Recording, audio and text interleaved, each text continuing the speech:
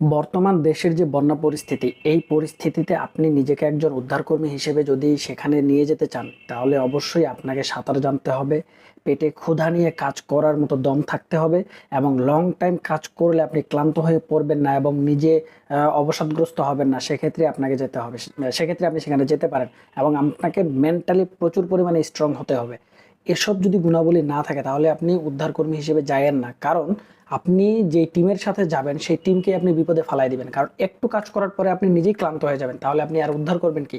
So এই ক্ষেত্রে আপনি একটা কাজ করতে পারেন যে আপনি নিজেকে হয়তোবা সেইভাবে প্রস্তুতি না, আপনি আপনার নিজে সেভাবে প্রস্তুতি নাই যে আমি গেলে পারবো কি না, বা নিজে গিয়ে নিজেই বিপদে পড়ে গেলাম, এমনটা যেন না হয়। সেজন্য যে আপনি গেলে যে খরচটা হবে সেটা আপনি বিভিন্ন ধরনের যে ফাউন্ডেশন আছে আপনি সেখানে ডোনেট করতে পারেন। যেমন হচ্ছে আপনার আসুন্না ফাউন্ডেশন, তারপরে হচ্ছে বিভিন্ন জন বিভিন্নভাবে উদ্যোগ নিচ্ছে, তাদেরকে এটা ডোনেশন করে দেন।